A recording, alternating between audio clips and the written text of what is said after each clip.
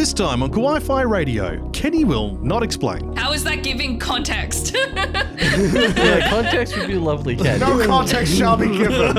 This is about rocks and butts. I've missed this chaos. We explain how to get isekai'd. It gives you a stat screen, allows you to customize your character. This is reminding me of like so many sort of like internet chain letters. Send this to 5 more people and you'll get isekai'd. And we talk K-Pop Demon Hunters. The Saja boys all share the same CG body except for Abby.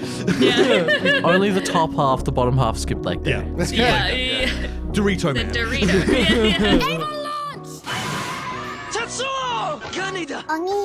It's over 9,000! Configure the language logic interface for Japanese. Kawaii-Fi. Kawaii-Fi.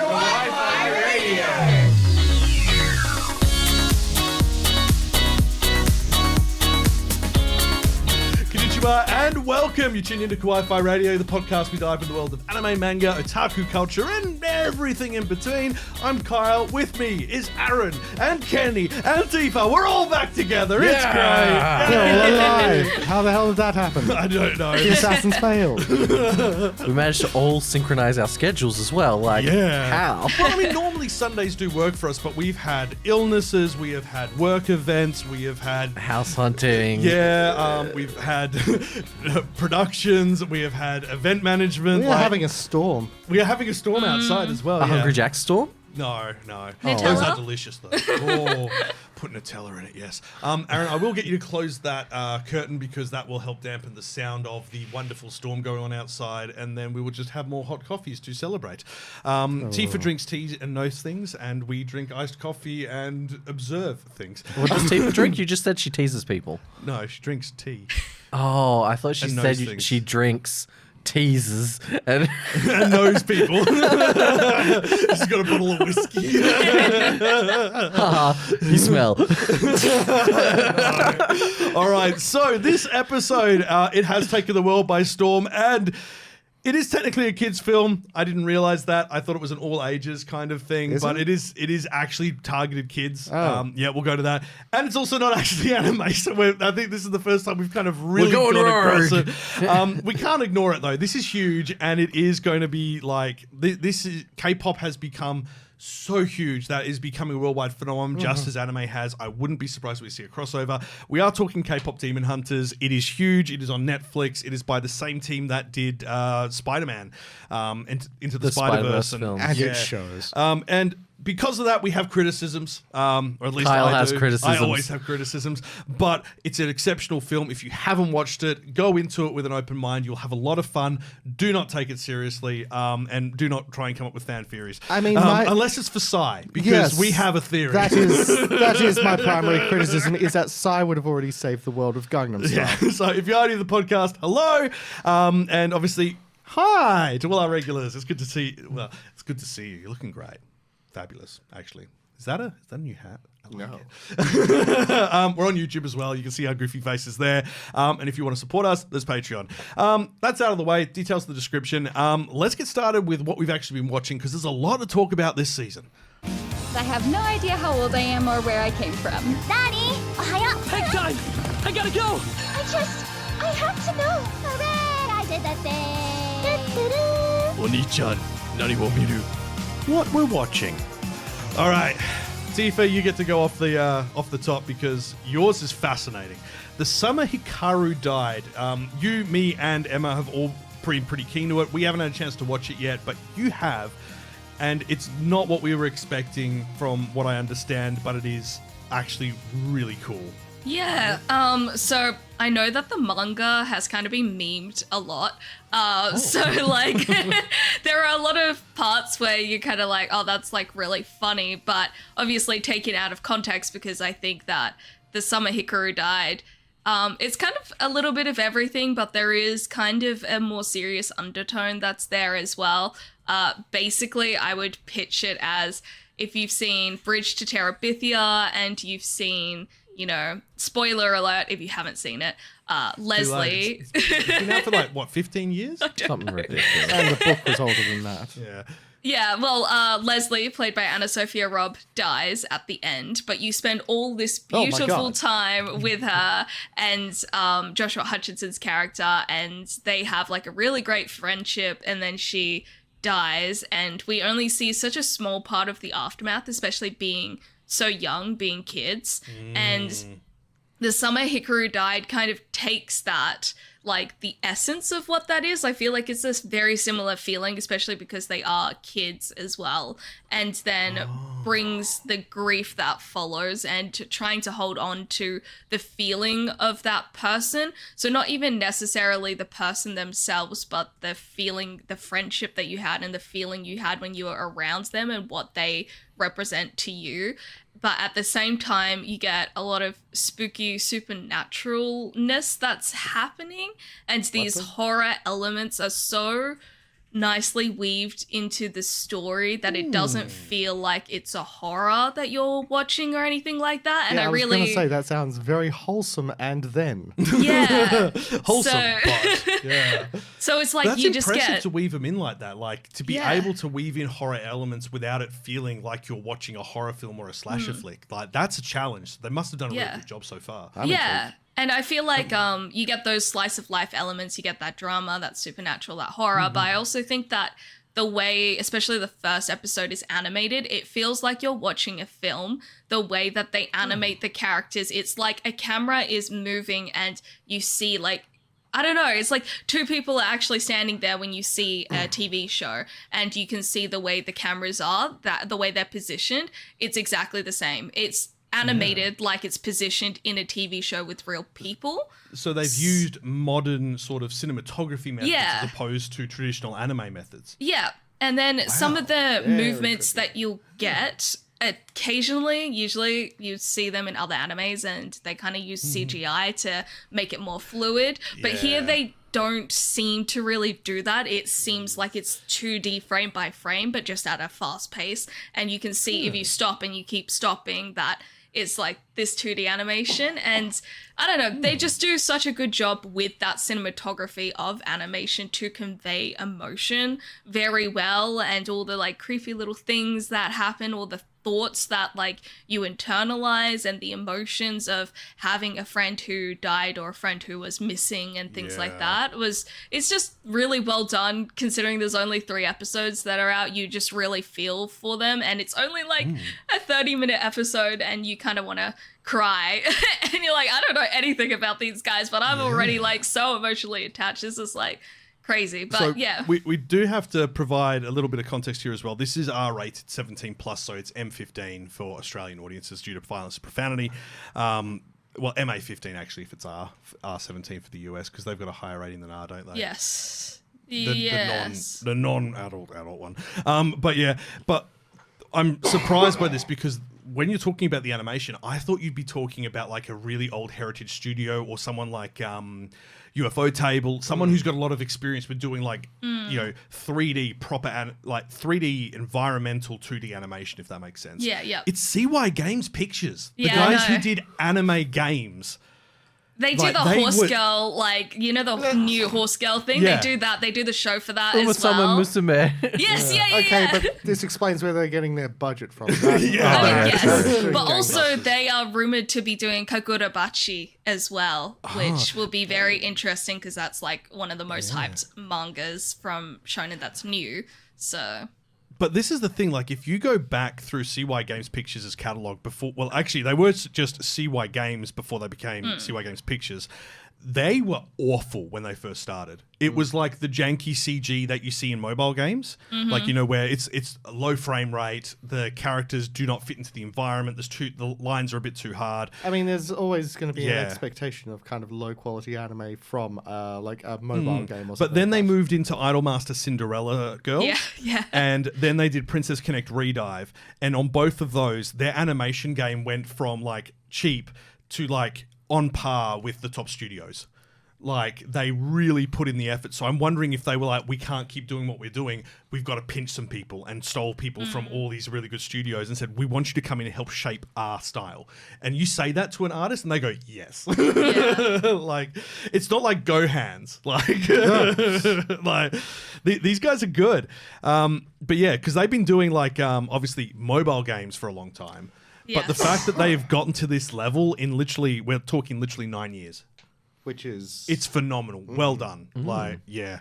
That's a comeback. But yeah, I'm going to have to watch this. It's really good. I also really like the ending song, the animation they have it is like real life. And then they have the 2D characters in real life, like running on the beach or at the train station and stuff like that. And it's very well integrated. I was very surprised how well integrated it looked. I think because the way they filmed it and they probably filtered it so it's kind of a similar visual aesthetic as well. But it's just very cute and wholesome as well, even if I don't think the rest of the show is going to be very wholesome in a way. But this is going to be like, this is going to go with that whole trending meme of something terribly horrible happens. And then it cuts into the credits where it's all like nice and happy. Yeah, like Jujutsu Kaisen. It's like, John just died. Oh my god, there's bodies everywhere. Nasty. I need that clip of Kyle dancing. Turn it into a GIF. So Summer Hikaru died. It's on Netflix, releasing weekly, which is good that Netflix are doing it properly as they should. Which is, surprising. I mean, it's got a TV production schedule. It's just Netflix is the international distributor. That's right, yeah. It's not like it was made for Netflix. It was Netflix just managed to get the rights for the release. Everything Netflix doesn't have full control over is good. Yeah, right? Yeah. Kenny, you've been watching Ruri Rocks. This is... Ass. Ass? Am I allowed to say that? I don't... Bad? No, it's great. It's just a lot of ass in it. As in a lot of butt shots while they're... Yes! Okay. Context. It's a geology anime. So they're down on their hands and knees a lot. Context? Yeah, context would be lovely, Kenny. No context shall be given. This is about rocks and butts. I've missed this chaos. You know what? I'm upset I haven't watched this now. Okay, so story time. Young Gyaru girl. Gyaru? Yes. Got my attention. Okay, I think we're all in now. Young Gyaru girl sees shiny rocks she wants in a shop and she's just like, I want this, Mum, give me money. And Mum's like, nah, go get your own rocks. And so she's like, yeah, okay, I'll go into the woods and find some rocks. And she meets a girl who bought a warhammer at a flea market and who's a geologist. Oh, that sounds good. And so they sort of form a friendship and a partnership as this... So they're not a club? No. Oh, okay. This girl just sort of It's not the school club that's going to close if they don't get enough members. No. Rocks. No, this is just like, this is a few girls who just sort of like come together for the mutual advantage of finding shiny rocks. This sounds like encouragement of climb, where it's... sort of, yes. Yeah, we've discussust this. So you remember like 15 years ago, there was the cute girls doing cute things, but it was nothing. Mm-hmm. And that genre has been resurrected with... animetainment, so infotainment, sorry. Mm-hmm. So now it's cute girls doing cute things, but there is an actual educational element to it. Yeah, this like goes into the full thing of like how garnet stones are formed or how a geode forms under the Earth's crust and like all of the stuff that goes into like how really these crystals form. And this says something. You gotta, you know what I'm thinking. Go for it. So garnets are made by taking a ruby and a sapphire and making them do a little dance, and then they whomp into a garnet. Steven Universe, no. And they get a square haircut. But so yeah, this anime does something which leads me to believe this is also the creation of that evil Japanese travel agent who's been making every amazing anime. It seems to imply that Japan, for its tectonic system, is the most prolific location in the world you can go to just find gemstones in the wild. They are actually right. What? They are on two tectonic plates that have gone up together. Yes, but that shouldn't just mean that they have every crystal ever. They don't have every crystal ever, but because of the way tectonic plates collide and the magma and all that, and going sciencey here, it increases the odds of crystal generation in various forms depending on what elements are included as part of the high pressure environment. And Same with consider New the- Zealand. Yeah, consider all the volcanoes. Yeah, look, it makes sense, but I'm still under the impression that this is evil Japanese travel agent who is just making people come to Japan. I mean, yes. Yes. Yes. Is it working? Yes. Clearly, there's a got him. problem right now. So did the shopper. I mean, you look at Jetstar. No. you look at like Zatsu Tabi from last season, or my favorite Eurocamp. It's just, it is showing you all of the lovely, calm, pleasant places you can go to when you travel around Japan. And now it's saying, hey, if you do that, you could get like shiny, shiny rocks as well. This is appealing to specifically the geology market and the goblin market. Okay, I have concerns, goblin particularly about the market. goblin market, because we already have enough problem tourists in Japan. Yeah. No, I'm gonna lick the rocks. no. I don't want to. I the don't. bears. I'm talking to you, our goblin listenership. Don't you dare go to Japan with a shovel. Gosh darn it. Go with 2 shovels. No, Buy a warhammer at a flea market. no, and no. You go to Hard Off, the hardware store, which is secondhand, and get them for cheap. Yeah. I was gonna get one of those tactical fold-out ones with like the blade edge Or on Don it. Quixote for that, yeah. Yeah. Just get those at Don Quixote. I didn't know you could get them at everything Don Quixote. That is Like, so every true. Don Quixote has different things, and depending where you are, if it's like, you know, an area where people do go, like, you know, doing geology hunting, they will probably have it because it's a market. So, Kenny, To Japan. to Japan. oh god, Kyle, you're translating for us. Dante Bayo. Okay, so Crunchyroll for Ruri Rocks. The rest are all Crunchyroll as well. I've been Watch watching. it for butts. Don't, but also But It rocks. it rocks. I've been watching 2.5D Seduction, which is from a couple seasons ago. Gesundheit. Yep. Look, clarification. It's this is Dress Up Darling meets Genshiken. It is focused on. It's the Genshiken focus on otaku culture and society, while focusing entirely on the cosplay elements and the events. So it really crosses over really well. It looks at the community and the environment. But the main story is basically there's a guy, he's second year high school. He's obsessed with this one character from this old anime, and she dresses up as like, she's kind of like an angel thing in this long running franchise. A girl who's the year below has just started started at the school.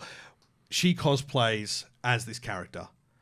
He's like the guy from Genshiken. I love no 3D woman. Like, you know, he's like, I don't care for 3D girls. I only care for 2D girls. However, obviously, this girl is dressed up perfectly for this character. It's like bringing that character into the real world. And it's basically her journey to becoming like a major cosplayer in the Tokyo scene. And him becoming her photographer and them basically learning more about it. Like, because he did photography before, but he didn't know much. And then they meet someone at their first event where they've done like a photo album sort of thing. And they become friends. And then like, you know, he's so cringy, this guy, but not the main character, the guy they meet. He's like the photographer for one of like the up and coming girls who's like, she's in college, just first or second year of college. So, you know, not too big of an age gap, but he kind of feels like the old otaku, you know, the chubby guy with the big glasses and calls everyone my lady, sir. You know, and it's just like, I don't know if that's a choice by the subtitle team. I'm just glad I don't have to hear it because I'm not watching this dubbed. How dare you? I hope they've got the proper voice for it on the dubs. Excuse me, my lady. oh god. Sure. So, but yeah, basically this girl ends up becoming really famous after her first event because everyone's blown away by how realistic and high quality it is because she made the costume herself. It's not off the shelf. So there's elements of like, you know, the creative elements of it and making it and understanding one another. The changing room element, like, you know, how all cosplayers, like the female changing room is like, there is no privacy. It's you've got to get in there. You've got to get changed. You've got to get out. You know, everyone will like, oh God, you forgot this high. I've got some bobby pins you can use for it. Or, you know, I've got this you can use for it. Just hot glue it to your skin. Literally, Deal with like, it. you know, it's really shows that environment and the culture that is around cosplay, and it also then delves into like how it's looked upon in popular society because there's like a really famous cosplayer who convinced the main girl to join, like to actually do it, even though her, you know, there is some heavy stuff in this, like around like, you know, parents like talking down to the children saying, please tell me I'm mistaken and thinking you like this perverted stuff and stuff like that. And it really is like kind of showing how cosplay is pushing, the cosplay as a community and a society is pushing back against a lot of the conservative values of Japanese traditional culture. And like, because for those who aren't aware, Japanese culture is ultra conservative. It's not like, you know, Republican conservative in the US where it's like it's a religious based thing. It's like no, you must be this way, you must conform. It's not the same type of conservatism. So this is really a way of showing that, you know, youth in particular are breaking away from that, and that's why, you know, anime becoming huge internationally has been a really good thing for Japanese society becoming more understanding of the rest of the world, because it was quite an insular idea before. Like, you must do this, we must save the economy, you must work till you die, you do not leave work until after your boss leaves and stuff like that. You can't have hobbies. That sort of concept is awful, and they're finally starting to push back against it, and it's come from otaku culture. Hell yeah. So yeah, it's really interesting. They're still going to put anime on at like 1 a.m. instead, because people love infotainment and it's an aging population. But, you know, it's a slow and steady progress, just like we've had with, like, you know, recognition of gay rights internationally and stuff like that. It's a process, and it will get there, but it's going to be slow. So yeah, but yeah, because of that, I really kind of got invested in it, and it gets pretty emotional in the first 12 episodes, and then I'm only halfway through. There's another 12. I'm not sure if there's a second season. I need to find out. If not, I'm going straight to the manga, because this is phenomenal. Like, Nice. I watched it. I was like, I need to watch it to know if I need to take it off my watch list because it's awful and just trash, or if it's actually good. And I've been very pleasantly surprised. So yeah, on Crunchyroll for this one as well. 25 episodes that I know of. Aaron, That's me. Hey, you're you that found guy. like the ugliest hero ever. Yes, I have. It's me. Ugly Mug Epic Fighter. So That doesn't sound like vending machine. no, Boxo's gorgeous. What are you talking about? Boxo can be Incorrect. used as a projectile. So can most people. I mean, yeah. Actually, this guy definitely could under the right Actually, you circumstances. make a valid point. What is Ugly Mug Epic Okay, Fighter? Yeah. so basically, he was a man in Japan, He has a and plan. he worked really hard. Like, he was naturally unattractive, but he had enough charisma to sort of get by in work, and he was one of the top salespeople. And, you know, he was doing like really well in life, even though he felt like he had a bit of a hold back with the looks. Yep. And then one day he got accused of something that he didn't do Yep. Because of the looks. because of the looks. And then he got fired from his job, and nobody else would take him because he got taken to court over it, and he lost a lot of money. Wow. And then like a year later, it came out that person was making false accusations to a bunch of people, taking the money from it and just living the easy life. Wow, this is really heavy. I was not expecting this. This is like first 5 minutes. Anyway, so the dude's given up on society. He's like, look, Yeah, they'd take her understandably. word. Like, they didn't even try to help me. Nobody wanted to. And he finds this thing online about how to get isekai'd. Is it higher Chopkin? No. You've got to turn your laptop to face north, stand looking out the window, say something, and then a screen will pop up on your laptop. And then it gives you a stat screen, it allows you to customize your character. Ooh, okay, that's kind of cool. Yeah. Yeah. And so like This is reminding me of like so many sort of like internet chain letters. Send this to 5 more people and you'll get isekai. yeah, I mean that's it. It's chain letter the anime. Okay, you got my attention now. So character creation screen. Yeah, and so it starts off and it's like looks and it's like pretty average stats, and he's like, no, negative 255 because that's the maximum. Oh, they're using literal like Yeah. okay. Bit And rates, then yep. because of that, he gets given a bunch of extra stats. And then he also includes in the special notes like cannot touch women, cannot earns like 1/100th of the regular money. All of like these things to like really just make him unappealing to anyone else because he just wants to live on his own. Well, I mean, also if he doesn't earn money, he can't have what happened to him occur again. He can't be rich and famous. He won't have people interested in approaching him. But of course, he does. He takes 10% damage anytime a woman touches him. Jesus. Please tell me there's an in-world function where he can manage his pluses and minuses. Well, he gets into the game because he hasn't fully distributed all of his stats, like his HP, his strength, his wisdom, all of that. And so he gets into the game and he's sort of just like average with these 3 other people who are really nice looking characters. And then they get ambushed by goblins. Of course. And they're all like, he's useless, we can't rely on him for anything. Wow, rude. Yeah, and he hits one goblin, and because of all of his stat boosts, he gets like kills. 1,000,000 experience. And it like instantly raises him to the level of a god. Okay, that's so dumb. I love it. It's so wild. And then like the other characters, he's trying not to make a big deal out of it. And like he flicks a goblin, it goes flying. And then like there's one girl that like keeps snubbing him, and she like they each picked their weapons. He really wanted the axe, but he got given the staff, and this girl got given the bow, and she can't string it.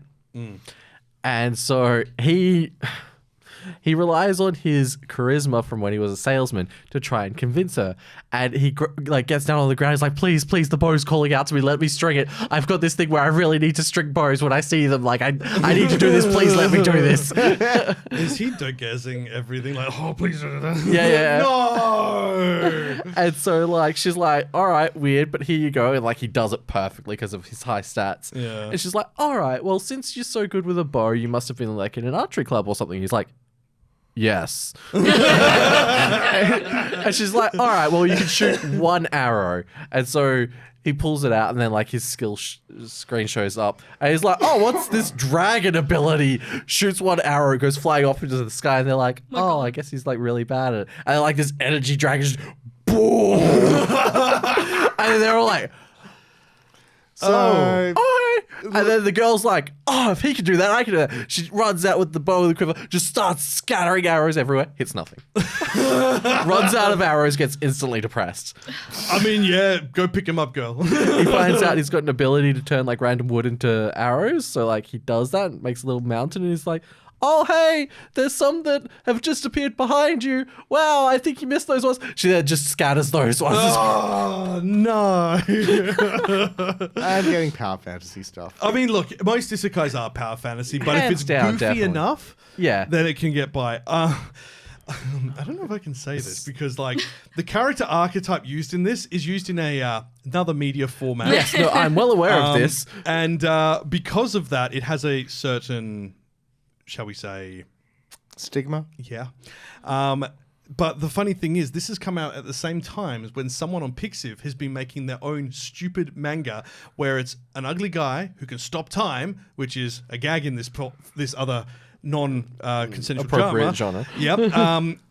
However, he goes around stopping bad things happening to girls. And it's like, it's literally Aww. Ugly Mug Epic Fighter, but it's Ugly Mug Protector. See, I love that. It's like, That's he's great. like, wow, she almost fell into that puddle. I'm really glad I moved her shoe. It's just like, what? And it's always like they're doing that classic creepy face of him in the corner, like, and you're like, oh no, what's he gonna do? And it's always wholesome. You're like, Time, gentlemen. oh. Yeah, like, it's a really nice change. But because of that preconceived notion, people are immediately Exactly, Yep. exactly. And that's Which the is same what's thing for so Ugly Mug. fun about this, because there's Yeah. that preconceived notion that's just thrown out the window. All right, I might have to give it a watch. We're early enough in the season as well. There's like 3 or 4 episodes of most things out at the moment. This sounds dumb. I must give it a look. Yeah. Oh, yeah. Now, I'm pretty sure, I think the only exception may be Kenny, but I'm pretty sure we're all up to date on Dan to Dan. Dan to Dan.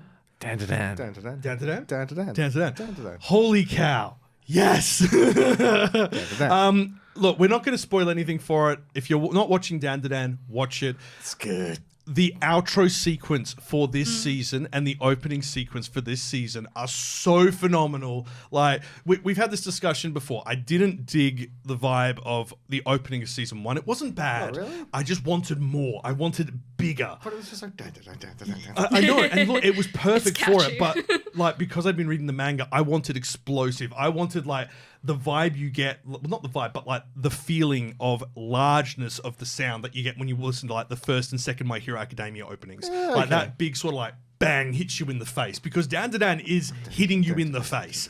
It's one of those big adventures that needs to be acknowledged it needed correctly. grandness to it. That's what I wanted. And it didn't give it, but it was still a good opening. Like, I'm not denying that it was a good opening. It just, I wanted more. And I think I got it this season. So, yeah. Fair. Also, that outro sequence has no right being so cool. Like, it is very much, because Science Saru helped with Scott Pilgrim Takes Off animation. And they've clearly used some of that art style for this. And it's so good. Also, they're basic. You remember, He's like, a happy man. Yeah. Look, I needed to talk about something else other than this for the show, because otherwise it would be all that. So that's why I left it as like a we're all watching it sort of thing. But I'm gushing. Hi, gushing. I'm Dad. Oh, hi, Dad. But yeah, did you do your homework? Are you a doctor yet? No. Can you get my belt? I saw a really so one of my Chinese heritage friends shared this really goofy 2-panel comic, and it's like a dad berating his daughter and go, "Why did you get F?" And she's like, "That's my health report. It's my gender." And he's like, "You should still be A." She's like, huh? So, yeah, anyway. I saw one which was like the lyrics to the Mulan song. It's like, strong as a raging river, mysterious as a dark side of the moon, still not a doctor. So, yeah. Anyway, like, back to Dan Da Dan, like, the outro sequence takes the... If you remember the first couple of episodes of the show, Momo's grandmother makes her do like this walking thing where she's like, it's a protective barrier thing when she's walking to school. They've turned it into a dance for the outro, and it works so good. And it feels a dance. It feels like a music video. Like, it doesn't feel like an outro. It feels like a music video. Like, they're all having fun in it. So yeah, it's amazing. If you're not watching Dan Da Dan, get onto it. The All-Star Brawl. Yes. Like the last episode 4? 5. Yeah, the one that just came out. Yeah, the one that just landed. Whew. That's what we were looking forward to, and that's where the movie should have ended. They cut it off 2 episodes earlier. Yeah, it's really annoying. No, it was 1 episode earlier. 1 episode that earlier? was the episode Volcano. that we missed. Yeah. So yeah, like they how dare they? Like, that could have been a great resolution. I mean, it's something to look forward to. I know, but it's not enough. If you're taking that to the cinema, do better. Like, yeah, anime movies. Do better. Look, it's quite simple. If you're going to take a series to the cinema, you have to complete an arc. You can't end it halfway in the arc. Unless you have another film lined up directly after it, like we're doing with Demon Slayer. I was just about to say that makes sense because, but they are films. They are designed to be films. Yeah. These the Demon Slayer films. This was not. This was a preview for the series. Complete the arc. Don't leave people hanging, or don't do it. Like otherwise it's a cash grab, and you are going to upset people. So like people will not go to another Dan Da Dan prequel. Yeah, true. After that.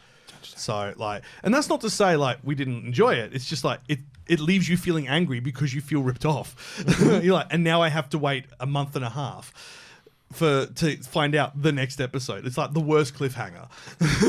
A seasonal cliffhanger is fine. We know the season's ending. You don't do it for that when it's coming up. It's just nasty. Anyway, I'll get off my soapbox. I've been on it too often. Let us know anything interesting you've been watching this season. There is a lot more than we realized. Like, we had a list when we did our preview, and we thought there's quite a lot of returning series. There are a few good-looking new series coming. There is a lot more new series that are actually that we thought that are actually high quality and worth checking out. So yeah, new saga. Yeah, well, no, but also we'll get to that later. Kawaii-Fi Radio. And now for our feature presentation. Now featuring Demon Slayers. My Little Soda Pop. Look. Copyright claimed by Sony. Because I'm too good. I hate that song so much, but it is so on point for what a boy band would do. Yeah. Exactly. It's so catchy and fun. Okay. And the dance with the little shimmy shoulders. Oh, the shimmying. Oh, they look. K-Pop Demon Hunters hits different in a good way. So this came out about a month ago now, I think 3 weeks. It's a 2025 American animated film produced by Sony and released by Netflix in partnership.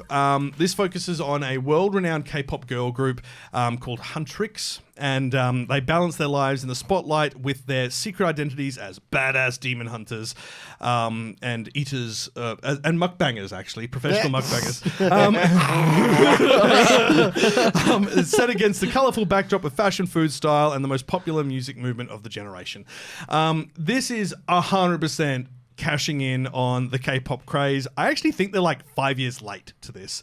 I'm wondering if this has been done because the big boy band, BTS are about to come back. Well, this is actually, this film I think was 9 years in the making. Yeah, it was a long, long time. Yeah. Wow. Okay, I didn't realize it was that long in the making. Yeah. Okay, that makes sense then. Okay, fair enough. Okay, yep, cool, you win. But Sony do better.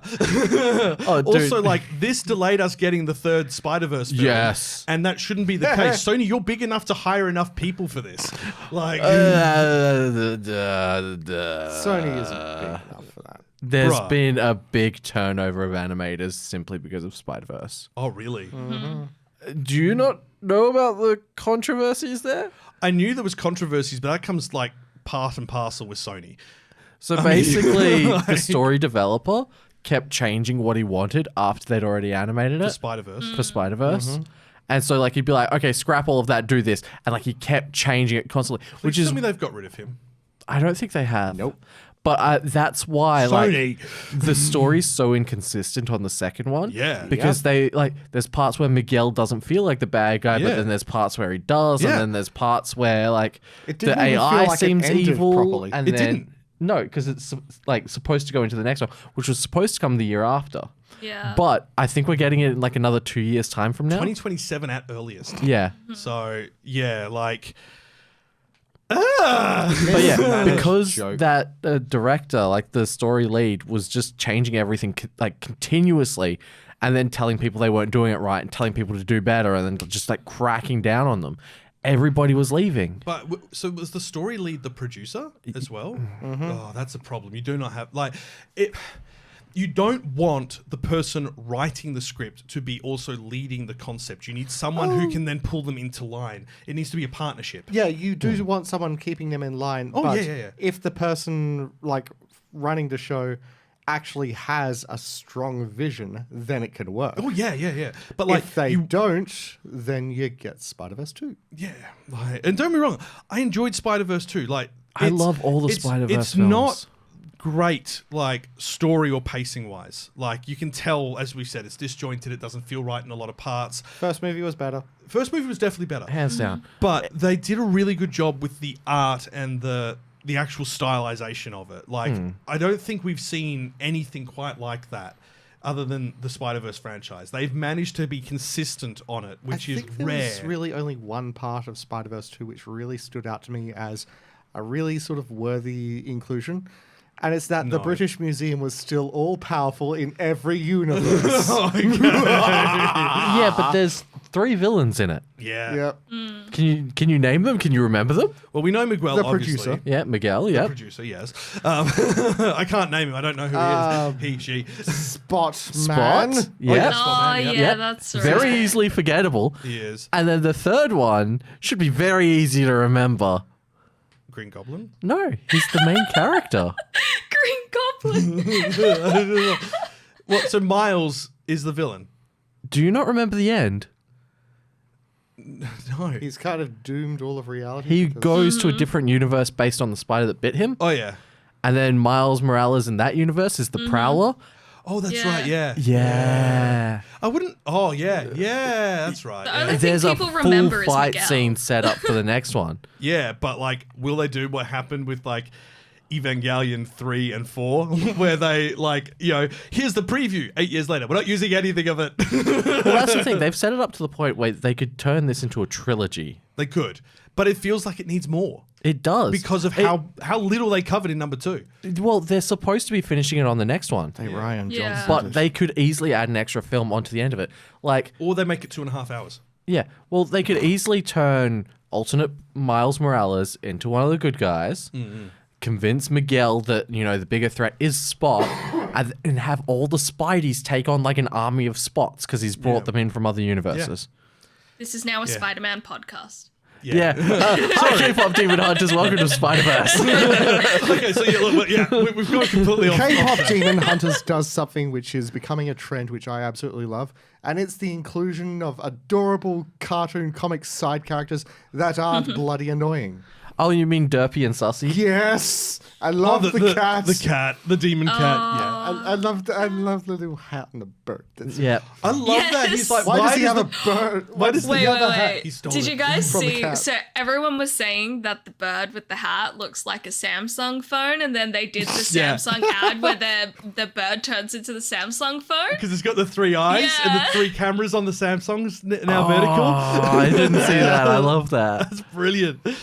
Oh dear. All right. Well, look. I love that cat. Let's have a look at the ending was a bit, because they are the like little pet mascots of one of the villains, and They're demons. Yeah, and he's no longer there at the end, and it shows them just chilling. Okay, out, so spoiler alert for the end. There are theories that he is still alive. Yeah. Yeah. There are theories that he has merged with her blade, that's why it became bigger, and he's a spirit inside of her blade that she can manifest. Hot. Right? Boyfriend and a sword, what everybody wants. So, I've got some fun facts here, some trivia. So, there is a deeper meaning to the name Saja Boys. The Korean word Saja can mean lion, and we see that their logo includes lion imagery. However, in Korean folklore, Jeosong Sajas are Grim Reapers. Yep. Yeah. So, Jaosong? Which is why Jaoseong? they're dressed as Korean Reapers in their final Which song. is also used in a K-pop guys band music video as well. It's the same visuals because of that as well. So. Yeah. So typical depictions of them show them wearing a black hanbok and a gat, the wide-brimmed hat, which is obviously their demon performance.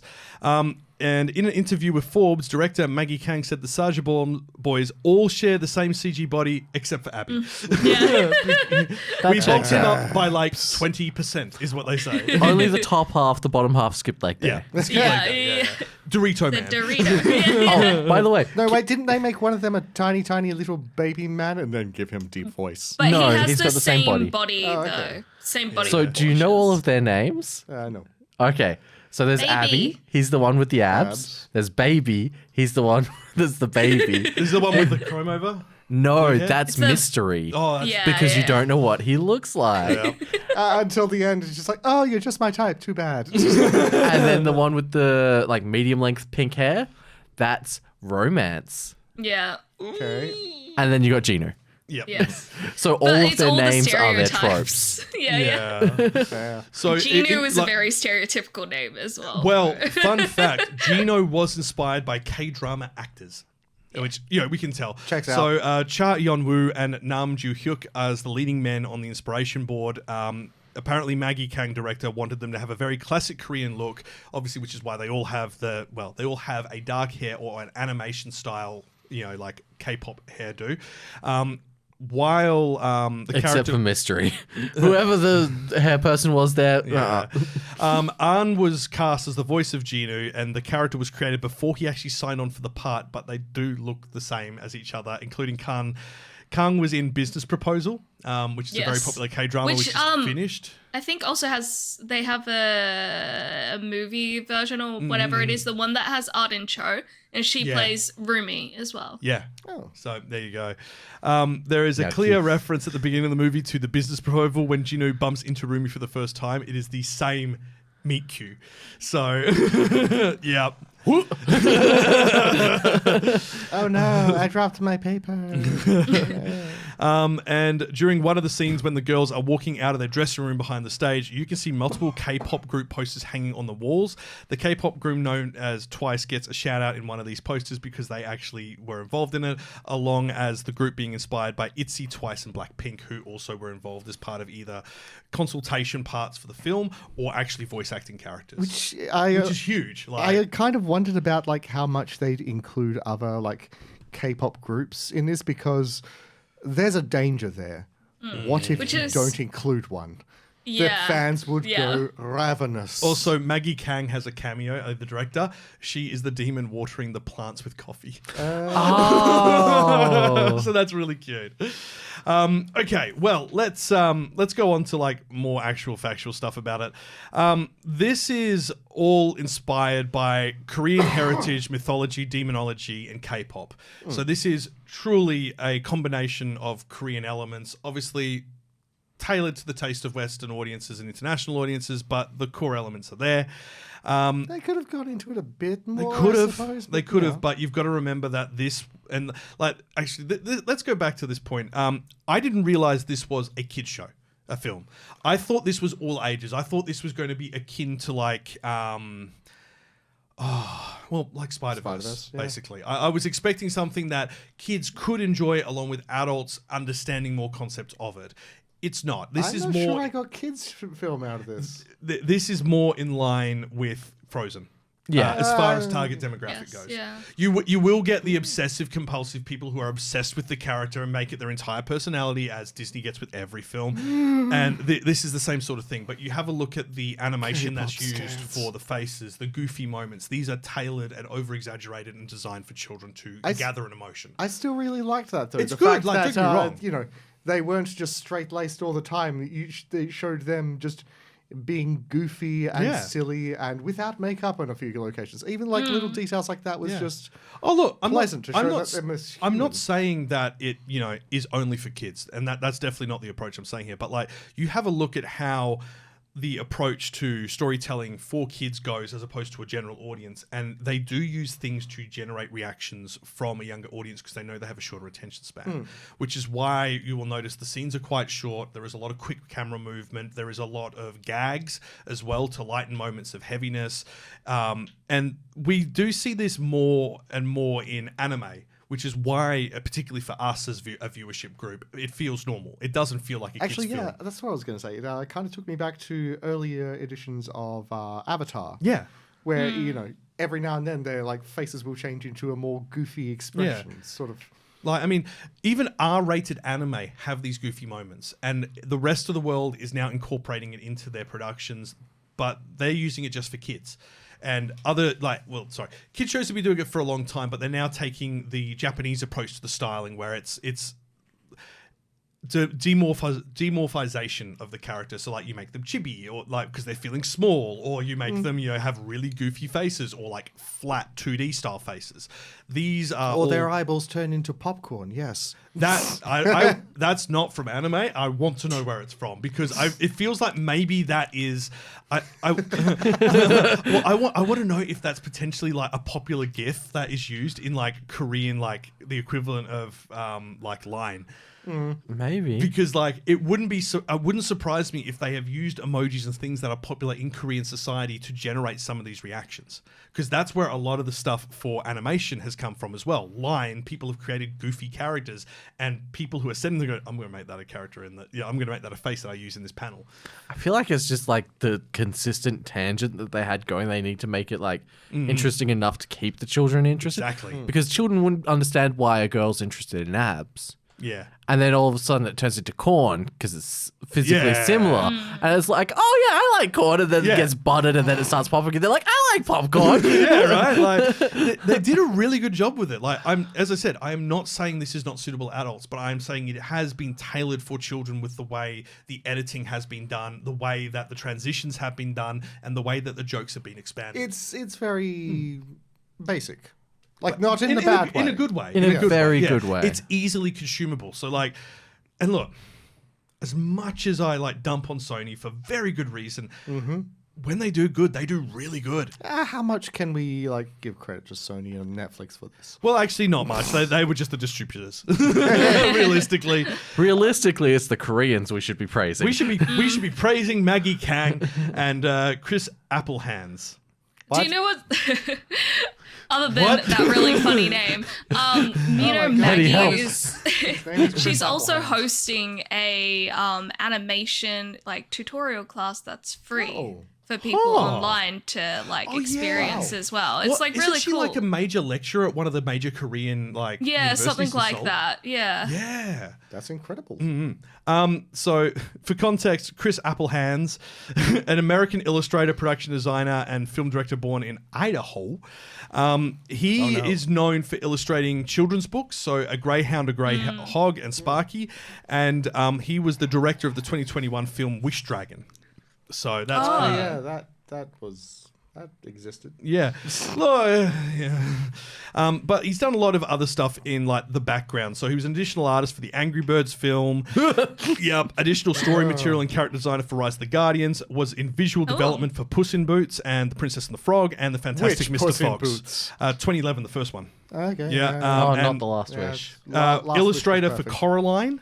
Ooh. Environment designer for Fantastic Mr. Fox, and I think that was lead environment designer. He has his Apple hands in everything. Yeah. So look, Going back to the director lady, what else has she been involved in? Maggie Kang? Yes, I think this was her directorial debut. Yeah, I'm pretty sure this was her debut. Wow. Yeah, it is. It I is. don't mean to be that guy, but I'm pretty sure I heard somewhere that her husband's also like a famous... Like involved in industry. Yeah, I think he recently also had a big hit on Netflix. I mean, look, this is the thing though as well. Like most couples get together because of common interests and experiences, or because of common industry. That's the fact that she's a lecturer for like full blown university level animation stuff is just like, so this is very fun fact. professionally She was made. also involved in Puss in Boots. She was in the animation department, Rise of the Guardians as well, and the Lego Ninja Go-Go movie. So she's worked on 3 projects with the other writer and director. So they know each other. That makes sense. She was in Minions Rise of Gru as the storyboard artist, though uncredited. She was in, the 2018 Grinch. She was the story artist, the storyboard artist. That's a shame. Trolls, additional story artist. But look, this is the thing. You've got to get... you Gotta start get somewhere. Make the money. Hey, she was Trolls is cool. She was a storyboard artist for Shrek Forever After. my gosh. She was involved in Shrek the Halls and Shrek the Third and Over the Hedge. Madagascar Escape to Africa. She was also as Maggie Minjing Kang was her name there. So she was credited differently, and now she's got a proper professional name for it. She was the writer for Home Adventures with Tip and O, which was a 1-episode TV series in 2016. I think it was like a compilation of lots of shorts. Okay. And she has been an actress other than in K-Pop Demon Hunters as something called Seeds with an exclamation mark. It's a short. It doesn't state if it's animated or not, but she was Seed number 2. Yeah. There's nothing here linking her in IMDb to a partner or anything like that. She doesn't currently have they haven't linked She it. did very well if this is her like full blown directorial debut. I'm going to see because they haven't. I don't think Maggie Kang actually has a Wikipedia entry yet. Like, there's nothing linking to her from the K-pop, and when you search for it, it doesn't bring anything up. Wow. So, she must be fairly new. I'd love to know more about her. I suspect that she's obviously, let's be honest here. This is Sony, and they went, we're doing a Korean thing, so we should get a Korean person, which is good. And I just wonder how she got to the front of it. Like, it'd be interesting. Maybe it's because the other productions she's worked on, which have been DreamWorks ex Sony productions, have... Yeah, I mean, she sounds like she has like a wealth of industry connections. I would say that probably Chris, the other guy that worked on it, has worked with her, obviously, on other things, and then would have maybe put her name forward. So Maggie's Korean-Canadian. She's not literally based in Korea. She is based in the US, but which makes sense, she's at least, she grew up admiring K-pop idols, so yeah. I'm looking forward to seeing what else she does. Me too. Yeah. Oh, interestingly, BBC have a really good interview of Maggie. It's not very long. It's just lots of little bits and pieces that they've grabbed from it and then kind of used it to shape the view of K-pop Demon Hunters. So she apparently in an interview, they said each original track amplifies the emotional moments. Unlike other animated films where songs are often added as a filler or commercial hook, the music here was chosen first and woven into the narrative. So they created the song and then wove it into the narrative to then lead the animation, which is a very different approach to it. Normally it's just we throw it in and then we change where the cuts are to the beat. That's it. That's probably why it did so well. Yeah. Oh, sorry. This isn't from her. This is actually from the community leader of Korean culture in Europe. I don't. Lai Shai Ben Sunmi. I don't know why are they interviewing them. So it gives the film a surprising level of maturity, which is why it is good for a large range of audience. It makes me like ponder. It's like for all the like Korean media I've started recently consuming, I really don't know too much about Korea, and I feel like that sucks. Man, we've been watching a lot of like Korean TV dramas. Devil's Game. Devil's Game is amazing. Like, if you haven't watched Devil's Game on Netflix, get on it. Like, it is reality TV done good. It is not inconceivable. No, it's because they're actually smart people. They've brought in a heap of really intelligent people, and they have to do challenges which require them to use their brain. Inconceivable. Yeah. They've also got Ben from the Umbrella Academy. Yeah. Yes, that's right. He's the Korean guy. The dude with the tentacles, the dead one. Yeah. So each season they have an international person on it. And inconceivable. The first one was a guy who could speak fluent Korean. He's from Scandinavia, but he pretended he couldn't for the first game, so they just all took pity on him. And then on the second one, there's Ben, and he was like, let's make it like they were in a group together for the first match. He's like, let's make them think that I can't speak English and that's why I'm doing everything wrong. I can't speak Korean well, so I'm doing everything wrong. And it was all a ruse. It was brilliant. Like, they had professional Go players in this. They had plastic surgeons, an idol, a lawyer. Like, it's a wide and diverse field, but all of them have skills. Unfortunately, the showing for journalists and presenters has been awful. The presenter lady they had for the first season she's so lovely, but she's not suited for it. But how are her ninja skills? Really good, actually. Okay, but she's not subtle. She's kind of... She's a presenter, like a variety program presenter. So she's not like that. She's good at entertaining and explaining things, but she's a fair bit older. I say mid-50s, probably. And so you're just like, oh, you're so lovely, you're so caring, but this is a bit cutthroat of a competition. Like, you know, it's probably because she's like popular or well-known in Korea, so that brings a name to a new series kind of thing. Yeah. And I think that was what a lot of the first season people were. They were all well-known people in Korean culture. And this has helped bring it into the forelight. And now everyone's like, what are they going to do for season 2? And they can now go for more intellectual people. So there's a lot of people from universities in season 2. There is like, there's a professional Go player that beat a AI that could beat everyone in chess in Go. Oh, in season 2? Yeah. Yeah, he also then decided to go on and make his own board games. Yeah. They've also got a master poker player. Yeah, and a master board game player. So he's a strategist and he provides like information and content on games and how you would strategize in it. And these are like, it's not like Uno games. We're talking like games where it's like, you know, worker movement, strategization, and all that sort of stuff. Like, you know, the games that you spend 15 hours playing a session of for one game. Oh god. Like, yeah. Assassin's Creed. No, Assassin's Creed isn't that long. I'm thinking more like Twilight Imperium.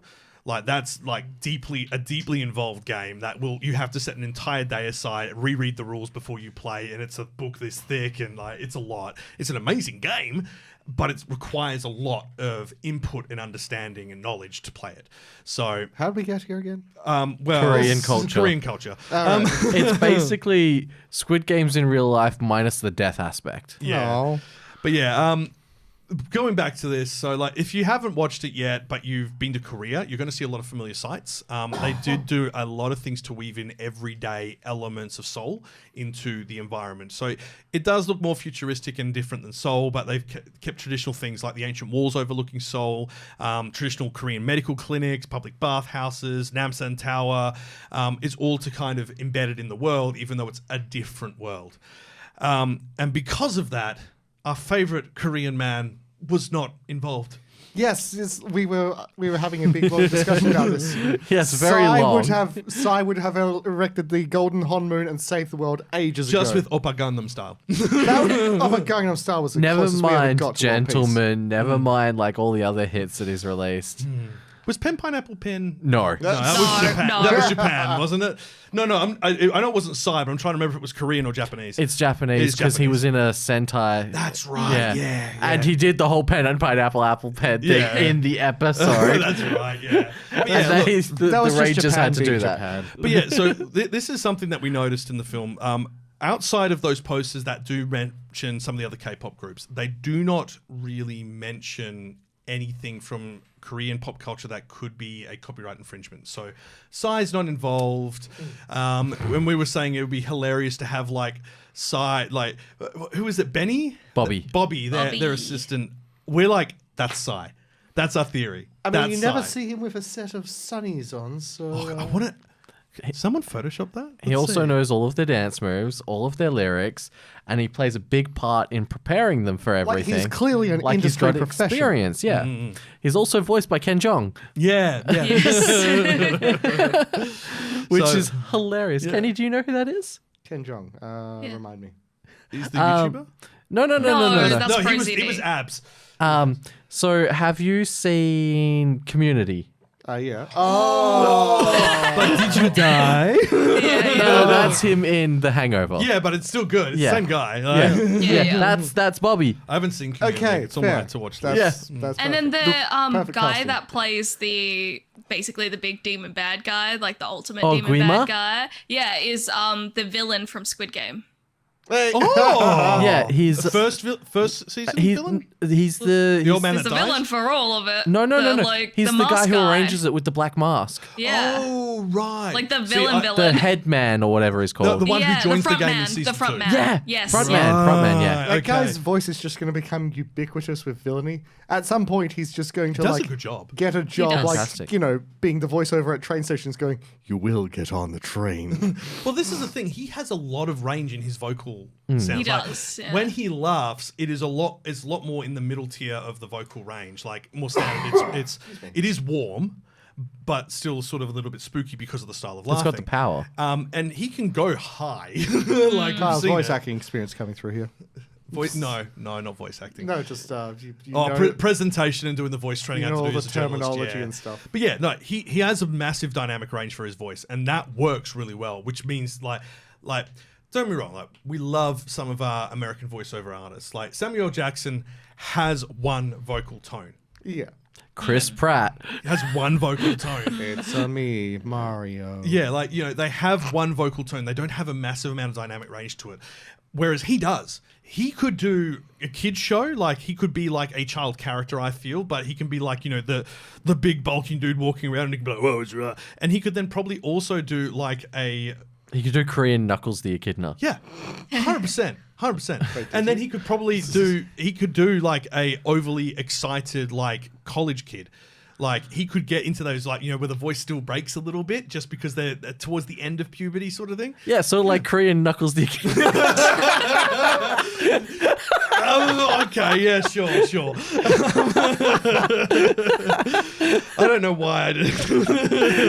You didn't see that coming? I didn't.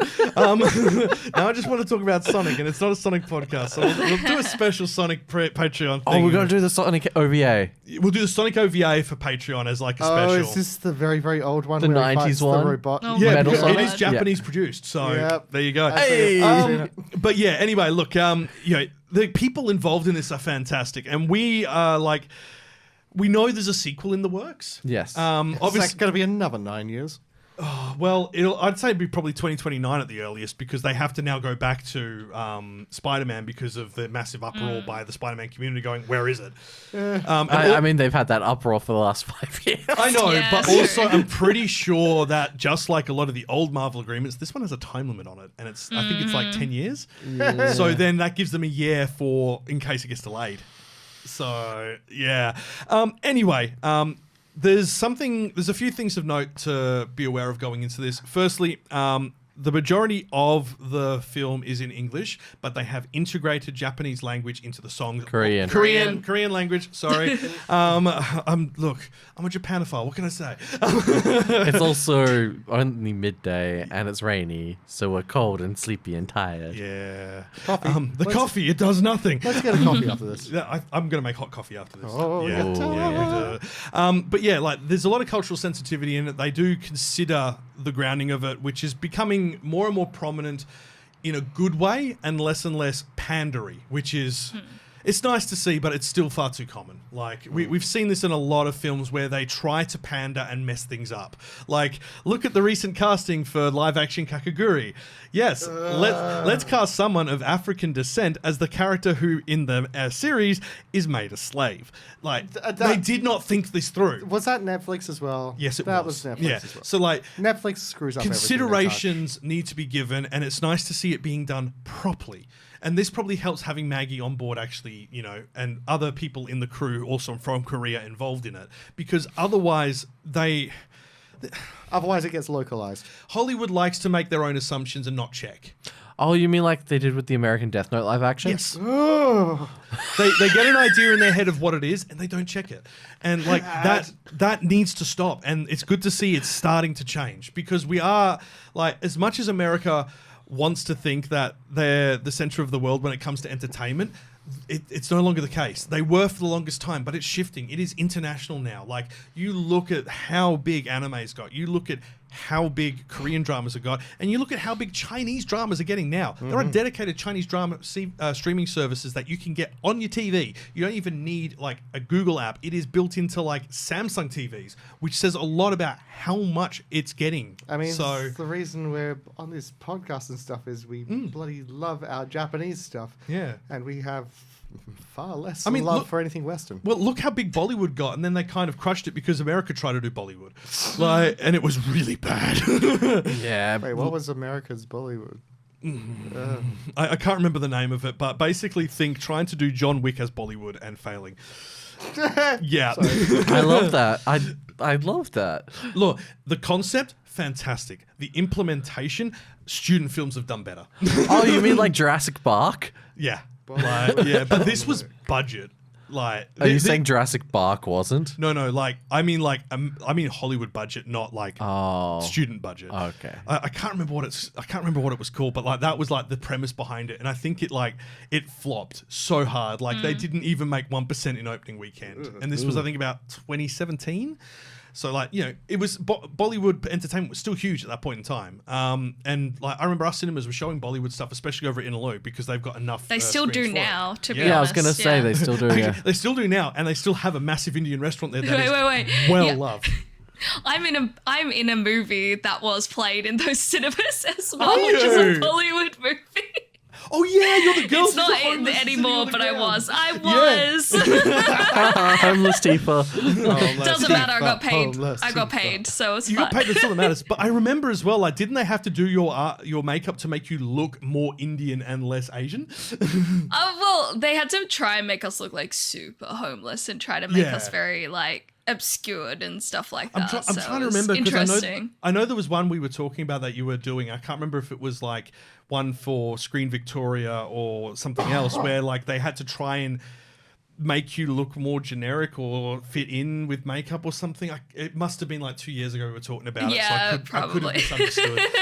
But yeah, like, I just find it funny. It's like, no, she's fine. Leave her as she is. Like, it's so she's not funny, Ariana though, Grande. Like, come on, we don't need to change her from white to Arigato Grande. I was gonna say she's more like an Ariana Venti. Oh, no, that. I hate you, but that was so good. Okay, well, look, Demon Hunters. We really didn't talk K-pop. about it as much as we would have liked to. Well, look, we've talked a lot about it, but there's not too much we can say without giving it away. Sure. It does have romantic elements in it, but they're light. It does have, cultural elements, and this is especially why it definitely leans well into the kids sort of genre, is that it very much is in about a finding yourself personal growth story. All kid shows do that these days. It is all about like, Jesus, like Bluey even does it. Like, what do you like? What do you want to be? What is your important things? It's those sort of messagings and discussions that are applying to characters. What's important to you? What do you expect from others? What do you expect for yourself? Animation's good. Writing's pretty alright. Doesn't pander. Songs are good. Actually, Songs Of are course, there's no good, yeah. panda. There's a tiger. this isn't Jujutsu Kaisen. What are you talking about? I love that. I think as well the writing in terms of like parodying certain aspects of Korean culture and also just K-pop in general, like having those stereotyped characters for the boy bands is just it adds like a great level of comedy. Not even just the boy bands, like the old ladies who are like obsessed with the young boys and the boy bands, and the boy bands are being like, oh, thank you, this is really awkward, but thank you, and like the medical clinic in particular, the doctor there, and it's like he's just rebranded grape juice. It's so common too. I love those big staring eyes. Oh yeah, immediately. What was it? Emma said it reminded her of the eyes of like the chicken from Moana. Hey. So, fun fact, on the Korean doctor's wall, you know how he's got all the photos of all the people? There's the boy band before they were turned into demons. Wait, what? I'll have to have it. But that doesn't work It's a considering little how Easter long egg. ago One of them. Genu was not one of them. Oh. Yeah. That's cool. Was there only 4 of them there, or was there one missing? There was 4 of them and the doctor. Oh, Yeah. okay. So, okay. And was Psy there? On the wall? Oh my god. No. Okay, well, I think we should want move on from Psy. Psy. We want Psy's Golden Hong Moon. Also, that's what they're trying to do, by the way, through music, gathering people's emotions to protect the world from demons. We should have mentioned that ages ago. Yeah. So the Hon Moon's essentially like this sound barrier that protects the human world from the demon realm. I wouldn't even say sound barrier. It's like a magic barrier built on emotion. Yeah. Yeah. And basically it's been maintained since the ancient times to keep the demons out because the demons were trying to kill everyone. So stay calm, can we say that otherwise you'll word? Summon demons. Okay, cool. And so now it's up to every generation to introduce a 3-person girl K-pop band to maintain the... Not that specifically, but yes. No, each generation was 3 girls. Yes, but it wasn't a K-pop And they were all band. Korean. They were different and they were type singing of- popular music. It wasn't always popular music. It wasn't. There was classical. It would and have had to stuff, be but, popular to like, resonate with the fans. Well, it would have been Popular enough, but it wasn't popular at the like- time. Like when one of the shots looks like Motown, and Motown was big for quite a while there.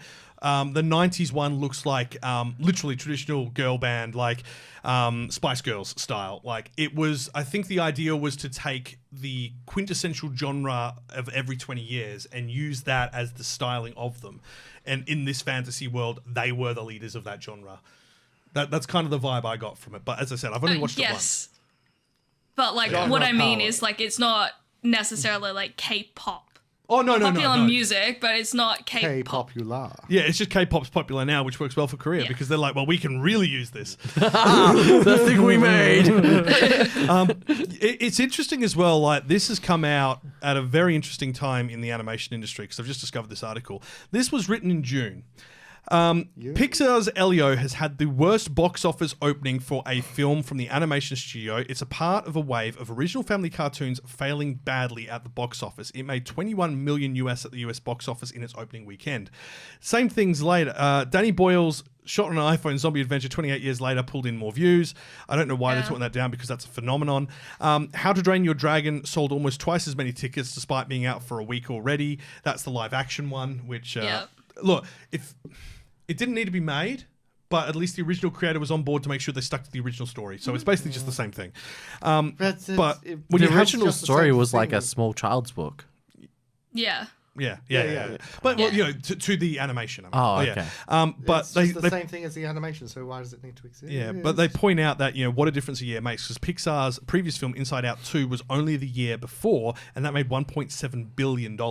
Which mystifies me because, like they say, it's like the biggest thing Pixar's ever made. Yeah. I have heard nobody talk about it. Inside Out too. Yeah. It was pretty mid.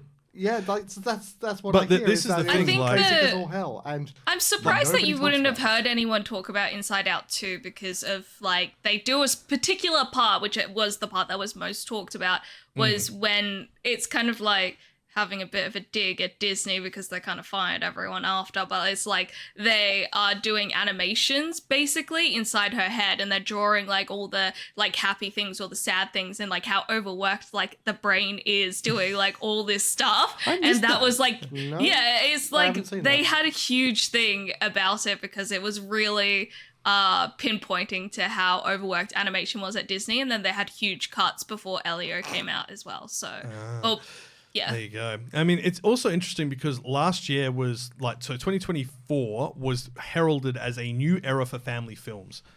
Yeah, like you had Despicable Me 4, Moana 2, which Mufasa the Lion King, Sonic the Hedgehog 3 really did really well. And between them they made 6.85 billion. Despicable Most Me of that 4 was Sonic. There was Despicable Me 4 and Sonic that made most of that. They're just throwing in Moana and Mufasa because Disney. But they were still commercially successful. And then this comes out 1 month after this report drops, and it smashes everything on Netflix. Mm-hmm. How wrong they were. Because it looks great.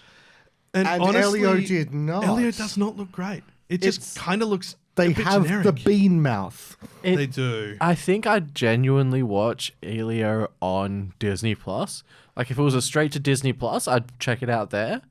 But you wouldn't go to the cinema to see it. No, absolutely. I also don't think there was any marketing for it whatsoever. There was a little They've cut bit. so much of their budgeting for things like that it's just I saw a few trailers here and there, and like that's why I'll probably watch it on Disney Plus. But like, but I mean, this is the thing. Like, there's been a lot of migration away from cinema to streaming platforms, and for things like this, it works really well.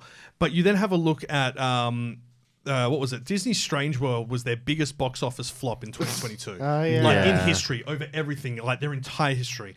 And, fair enough, it wasn't a great film. But Pixar's Onward also fared poorly in 2020. Because that was a weird time, and it was weird marketing, and it was a weird film, cast, and weird marketing, and then no one could actually go to the cinema to see it. Which one was Onward again? Exactly. The it Blue has Troll Chris Brothers. Pratt and Tom Holland. And they try to resurrect their dad, and they only get back his pants. Is this like Full Metal Alchemist Troll Blood? Yes. There's also a chimera in there who runs the restaurant. Okay, cool. Cool, Nate. Bye. All right, so the two other original Pixar films, Soul and Turning Red, went straight to Disney Plus because they weren't confident after that, and this has been. But Turning Red did so much better than some of the other films. So. I don't think they know what their the good ones wrong actually things. are anymore. Well, this is the thing, like the disconnect between the disconnect between market research and actual reality is huge. You look at predictions for elections, you look at predictions for what will be the best of any category for awards. You have a look at any predictive algorithm that people are using to predict what society likes, and they're all wrong. Yep. They're all way off the mark. And because of that, studios don't know what to do. And it's like, people have hire just young stopped people. trusting major studios. That sort of thing. Also, like, they keep talking about AI, and we keep going, we don't want that. So, But yeah, basically, a lot of the blame was like, the COVID-19 pandemic. That's caused it, but it's continued after that's finished. So it is a case that people don't understand, like producers don't understand what people are looking for anymore. And Sony have managed to nail this. It's probably because it's been in production for so long, as Steve has said, like almost like 9 years or something, that they had the time and they had the right people on board to do it. And that's why this stands above the crowd and why it's worth talking about. So, yeah, I mean, like, we could go on and on about this and like the ins and outs of it, but from at least a viewer perspective, go watch it. It's amazing. I think I'd actually enjoy seeing it in cinemas. Like those songs with the proper surround cinema. This would have been a good cinema experience. Oh, hell yeah. Yeah. This would have been pretty good. Look, considering how well this is doing, maybe Sony can get it there. I don't know what the rules are for Netflix if you do an agreement to put it on there, but if they do like a 1 year anniversary release in cinemas, they'll make bank. God, I don't want to encourage them because I hate Sony, but do it. Yes. Like it deserves that experience. It is big enough. It has been proven big enough that you can make income from this and use it to further the upcoming production of your other projects that are in the same vein. Can we get K-Rock Demon Hunters now? I don't think it would work. J-Rock? I can see Flo hunting demons. They've done enough anime OPs and enough weird video clips. I'm sure they could talk to Masashi Kishimoto and get some headbands Asian going. Kung Fu Generation would be down for it as well. Orange Range. Orange Range or Orange Ranger? Orange Range. They did a lot of Bleach stuff. Oh, that's why. See, I remember. Sorry, complete tangent. We'll go to the news and we'll talk about it there. Be right back. Kawaii-Fi Radio. Tonight on Anime Communique. Great story, compelling and rich. Nothing brings ratings up like a little controversy. All right, so Orange Range. I didn't realize they'd done a lot of anime songs. I didn't know they'd done a Naruto song, which is why when they showed up for doing the recent Sentai Reverse Go Loser Ranger opening, I had no idea who they were because I never watched Bleach. I the missed original all of Bleach. Bleach opening was them. Wow, That, there you go. It was called Asterisk, I think. Yeah. Yep. And Something like like that. just it was beautiful. Okay, well The there visuals you for it had practically nothing to do with the actual Oh, anime. absolutely. Typical. They had good but music really, though, so. Never actually sat down and watched the OG Bleach. No, I've read the whole manga, so I was kind of like, Reading it is better. yeah, Much better. And you like- get to skip the terrible filler Well, arcs. that's what I've been told as well. Like there's I think about 30% filler in the original adaptation. So like that's a But lot. Thousand Year Blood War's good. And frankly, Yeah. the manga's soundtrack is better. I don't know how that works, but anyway, the shuffling of pages or digital swiping. Let's get into the news. This was a big one. It needs clarification because so many of these blimmin' Facebook pages are putting the wrong thing up. Hideaki Anno has become a member of Production IG's board. He begins that role in August, on August 21st. He is the director of Evangelion, the Studio Kara founder. For context here, everyone online was saying he's become the head of Production IG. He has not. He is yet. part of their advisory committee. He works closely with Production IG. He did it for Gundam. He did it for several other projects that he's been, that Kara has been secondary studio on. This is why. Also, I'm pretty sure his wife is on Production IG's board as well. So, no, sorry, his wife's helped found Studio Kara and handles most of the business operations of it so that he can focus on animation even though he's the head of it. Nice. So, yeah, and his wife is a tour de force. Holy cow. Look at the amount of Evangelion merch there's been for the 20th anniversary. 30th anniversary, sorry. There you go. my eyes just casually drifting down. No, seriously, Like look at the amount of Evangelion collabs. The between- Macca's collab. But I was just thinking, between K-pop Demon Hunter and Anno and Production IG, there are a lot of power couples in animation. Oh, never mind even that. Like Hunter x Hunter and Sailor Moon. And Yes. Sailor Moon, yeah. Like the mangakas are married. Like, they have been for a long time.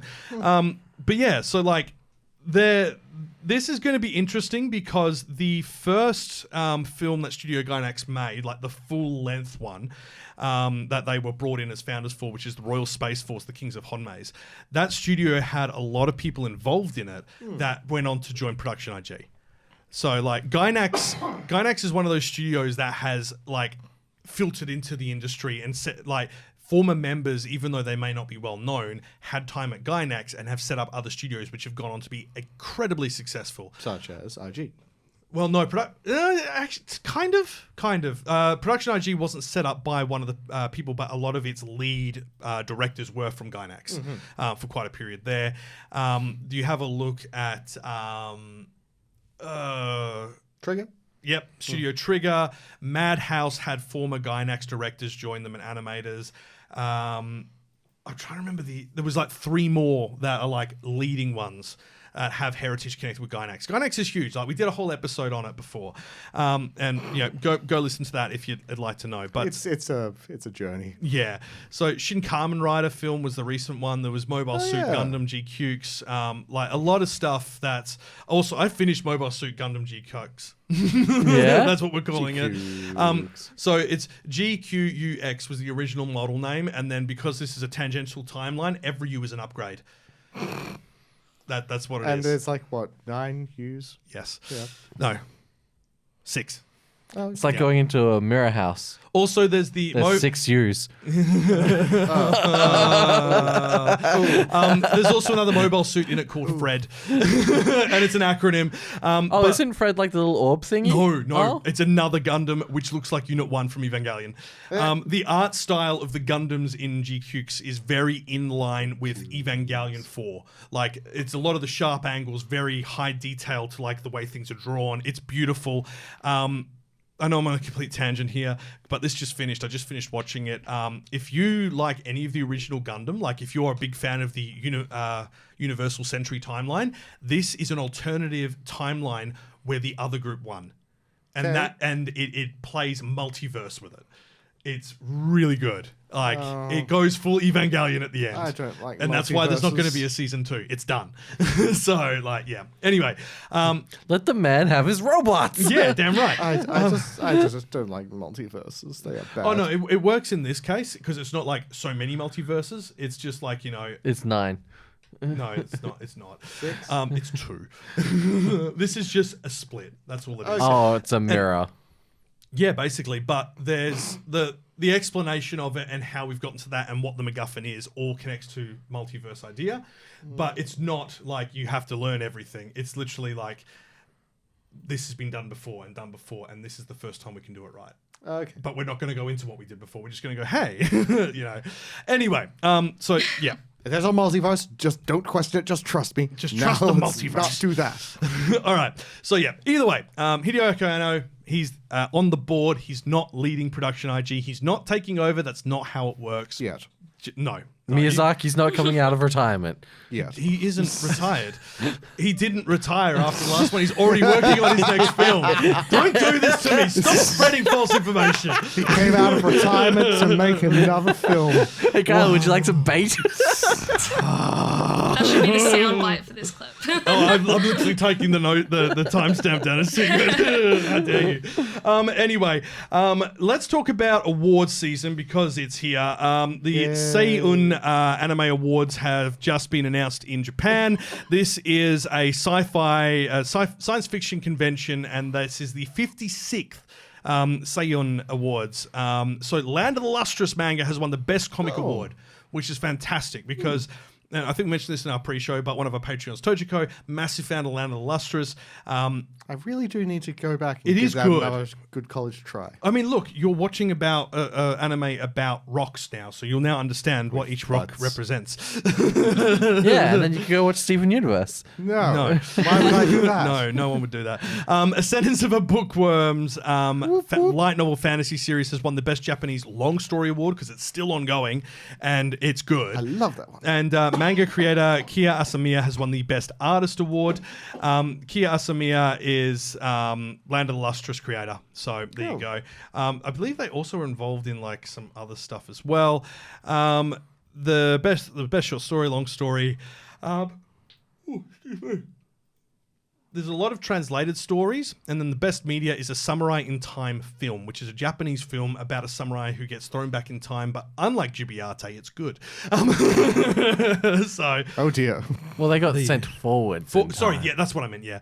And then there's also like a really weird non-category, the Smartlander for Investing Moon. Achieved the world's first high-precision landing on the moon. It's a spacecraft. They gave an award to a spacecraft that also fell over. Wait. Good job. Yeah. So this is sort of just like a sci-fi convention giving awards. Yeah, and but it's been around for like 60 years. They gave an award to spacecraft. That fell over. It still works though. That's the most geekiest bloody thing I've ever heard. I love it so much. So fun. Like I'm a massive space nerd. If you're not aware, I have a space gaming channel as well. And far too many space Legos. But I think do a lot. Shelves are sagging, man. They are. I do a lot of like reading about like latest space news stuff, and the moon is like everyone's sending stuff to the moon at the moment, and everyone's trying to land like on the South Pole, and everyone's failing because like. They're all independent companies. So like an American small contractor, they had theirs go up into orbit and then it just stopped working. Like we can't get it to the moon. It'll re-enter in about a week. Great. And then another company didn't we got to the moon. We're going to go land. And then they lost communication with it literally as they started descent and it crashed into the surface. And then another one from Europe went there and almost got there and then powered off after literally like 3 minutes on the surface because something bumped out of a clip when it landed because it was too heavy of an impact. And then another one, which was like a big American Silicon Valley company, was like, yes, we landed on the surface. We're sideways. Can't open the solar panels. We got 3 minutes of data as well. Yeah. And now Japan goes, we've sent ours. The first one failed. We've sent a second one. It landed. It's on its side, but it doesn't need solar power, so we're good for about 3 weeks. We beat you all. Okay, so yeah, it's wild. South Pole of the moon is incredibly cursed. It's just really hard to land on. You have to do some serious orbital dynamics, and your re-entry speed becomes different compared to coming in at a normal angle on the equator. Yeah, it's a whole thing. Anyway, moving on from that. I'm getting flashbacks to space engineers. Space engineers, man. Join me on Kerbal. Let's blow things up. The world's first Dragon Ball store. Dedicated Dragon Ball store, permanent Dragon Ball store like a Pokemon Center, is opening in Tokyo this fall. It is marking the 40th anniversary of Akira Toriyama's manga, and they're going to open with exclusive goods only at the store. Tifa's obviously heading back now. To wish to be taller. The store will have... She'll be taller than most of the Japanese still, so like, you know... This is actually true. The story will have must-buy items for fans, including exclusive goods available nowhere else from throughout the Dragon Ball life of the franchise. So it's going to be pretty good. Shueisha previously did launch a chain of jump shops, but they're wider. Like, you know, we the one in not Akihabara, in where's Nintendo and Pokemon Center in Shibuya.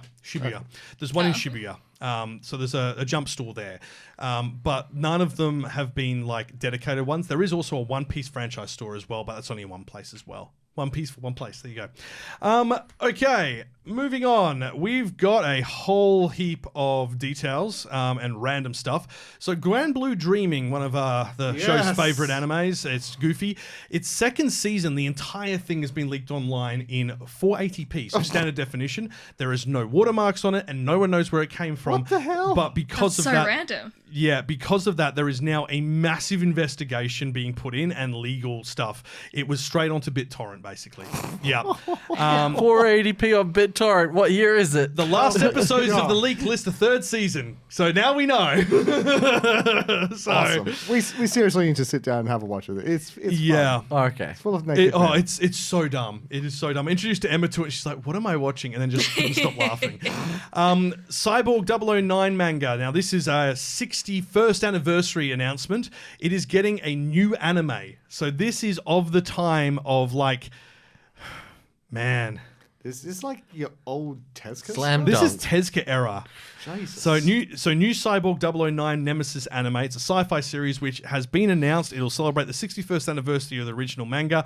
Very much the same principle and approach that we saw for Oshito no Joe into Megalobox, apparently. So modernization, tweaking the story, but keeping the core elements in there. That's the only info we've got. There were TV series in 68, 79, and 2001, and then there was a film in 66, 67, and 1980, but there's been reboots of the manga using the original just with modern art and dynamics, making it a bit more mature, similar to what we saw with Dororo's reimagining. So this is going to be interesting. Or with Pluto, with Astro. Yeah, well, I mean, it also had a crossover OVA with Devilman, so there you go. I'm intrigued. So yeah, it was based on original series. There's a new series running since 2019, basically. So yeah. More information in the next 12 months. It's not expected in the next 12 months. I think we'll be looking at 2027 release for this. So, yeah. Smoking Behind the Supermarket with You manga gets a TV anime in 2026. This is actually my new obsession.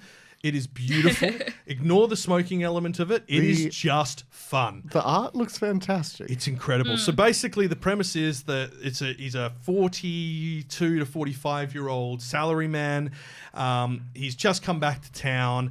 He always goes to the supermarket because there's this one girl there that her smile literally gives him the will to live because of he's working in a black company. Oh dear. His boss is horrible, always chewing him out. But like, it's kind of an age gap romance because the main character, the girl, is 25-ish, but it's not creepy. It's not done like we saw with After the Rain. Like that was just like, look. After the Rain's artwork was stunning and the story was beautiful. The ages needed to be different. She needed to be a college student. she was literally first year of high school. It's not okay. So basically, Sasaki is an overworked, middle-aged office worker. His days are marked only by the passing of more unrewarding corporate drudgery. Smoking helps take off the edge, but other than that, the only bright spot of his day is when he goes to the nearby supermarket and sees Yamada's smiling face. So one evening, after yet another exhausting day, he heads to find Yamada's. He's missed her shift. Dejected, he decides to go find a smoking area. Discovers there isn't one to be found because obviously smoking is on the decrease in Japan, and this isn't trying to increase it either. Just as he's about to leave, a girl in a biker jacket named Tayama asks him to join her at a secret smoking area. It's the back of the shop. Tayama is Yamada in her normal clothes where she wears punk clothes, and she's completely different in her work because, you have that different look. You got to be professional. She does not tell him. No one tells him that it's the same person. So okay, that's cool. It's really cute. She's real sassy in like a good way, not a rude way, not a tsundere way. It's just like, she knows her worth and he knows his worth. And I'm going to say it. He's a good looking 40-year-old. Like that, you see, Kyle. He is. I want to look that good at 40. Like, come on. Like he's got long, like the classic sort of like shonen manga trope of having longish hair, but not ponytail long, not Dragon Ball long, just a little bit too long. And he obviously slicks it back because he's a worker and all that. But when you see him out of his work uniform, he just kind of looks like what you would expect. He looks 30. He doesn't look 45. He looks like he's like a master's or PhD student at university. Okay. Like he looks cool when he's out of uniform. I'm sitting there going, damn, brother, you scrubbed down good. Like, you look better like that. So yeah. So this is going to be released in 2026. I had the manga on my to-read list for a while. I read the first chapter, went, this is really good, meant to come back to it, and now I couldn't put it down. I think I read like 50 chapters in 2 nights.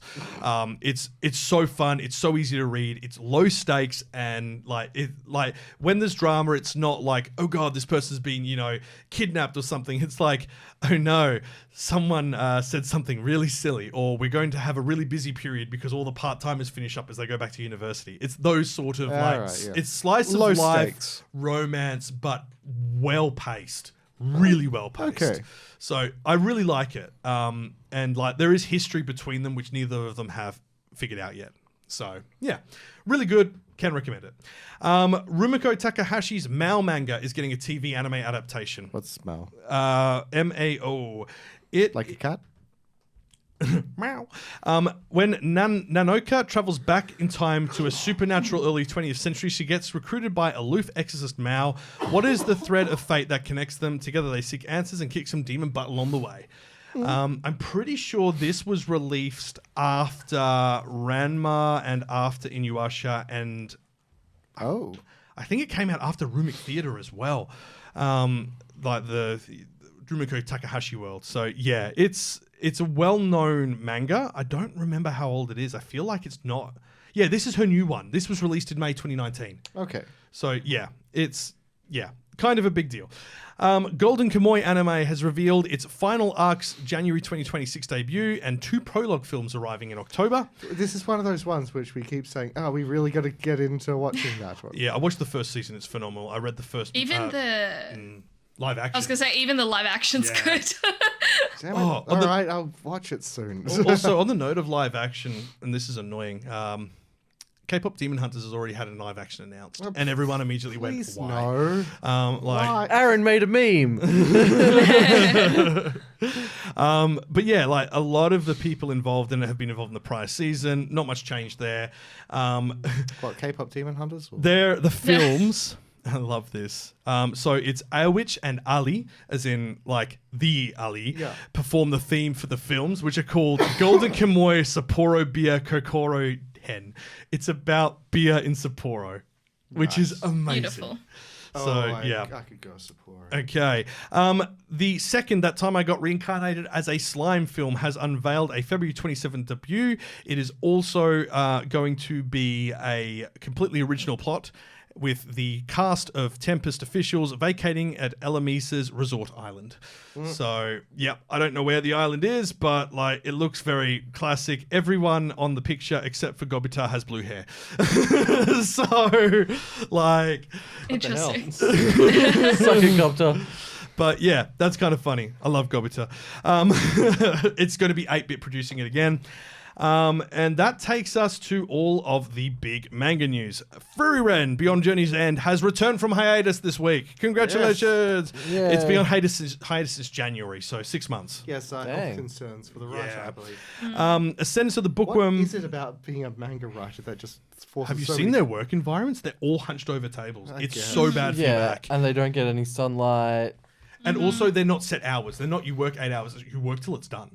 Yeah. So, like, yeah, it's... And it's a musty environment. Like, you gotta take your vitamin shots regularly. Yeah. Ascendance of a Bookworm Part 2 manga is going to end in its 13th volume. Part 3 apparently in development as well. I believe each part results in a time skipped and age growth, obviously. So, like, you know, it should be good. But Part 3 in development, we don't know when. There are a couple of spin-off mangas that have started as well. So that's good as well. The Ado manga, which we mentioned, I think, literally last episode, this is the one that is styled like Akira. And is getting an anime adaptation. That is going to finish in its 12th volume.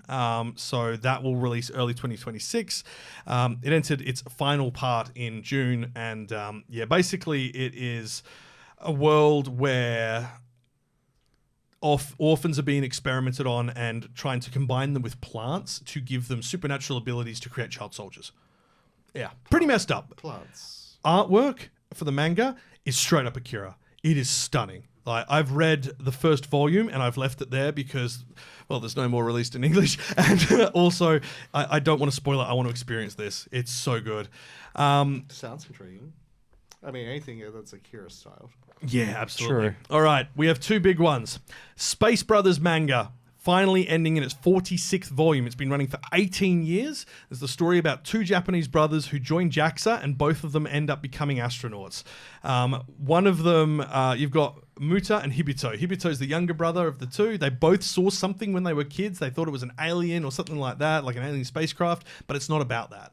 It's literally like This is kryptonite for me. It is 2 brothers who become astronauts and it's all about the space industry. Like, I love it. It's so good. And okay, the big one to end on. This is huge. It has been long in the works. Rooster Fighter anime has been announced for 2026. At last! One to save the world is the tagline. Not even kidding. Yep. What about the other news? Which one? Kaiju number 8. What about Kaiju number 8? Didn't it just end? The manga? Did it? Did it? Did it? No. I didn't think so. I thought it had its final chapter. Let's have a Google. I didn't Furiously think it ended. Googling. Oh, no, you are right. But that was a few months ago. No, it's I going thought to it was- end in chapter 129. I swear it was last chapter, like last week. Yeah, no, it was last chapter, but that last chapter was the 5th of July.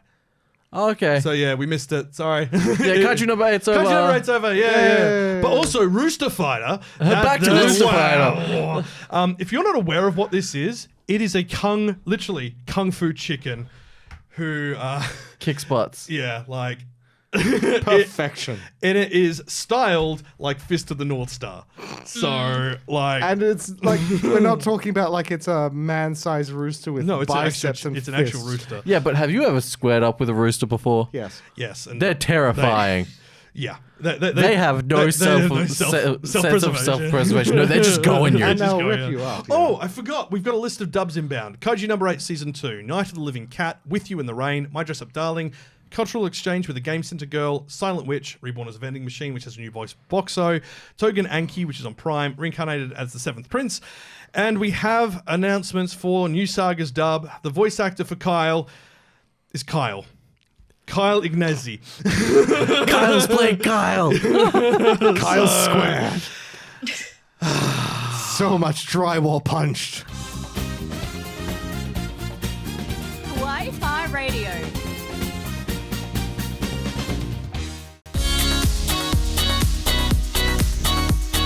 Would you like a Monster Energy? Hand me my Monster Energy, sir.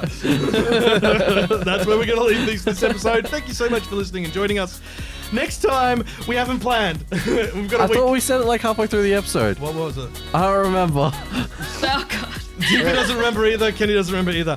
It's a surprise. Congratulations. We probably have something It's a surprise written to down. us too. Kyle's gonna remember it when he's editing it tonight and Literally be like, "Oh will, yeah," yeah. and then he'll like put it up in post on like the screen. So like, if you're It was listening, you won't this. know. But It's if you, this. yeah, Hey. hey, Oh wow! I think I really like that one. yeah. we mentioned we were going to do that. I think we were going to do like some. I don't think this was mentioned this episode, but I think we previously discussed covering a few more films. This film. This film. Well, But we've look, also got to do the bonus for Turkey. well, we have to actually watch Turkey. I don't want to do that until it gets at least past episode 8. Okay, Because they could like completely ruin it.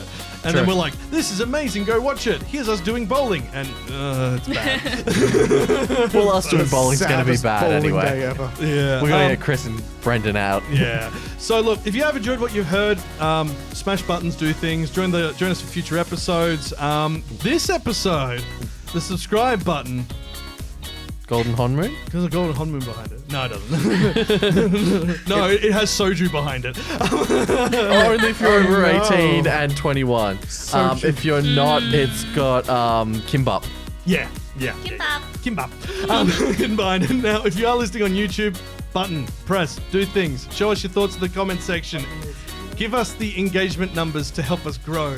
Also, You're getting engaged? no. Oh, That's why we need their help. oh please, one knee. Yeah, also go rate us 5 stars. Don't rate us anything else, just 5 stars. Thanks. Okay.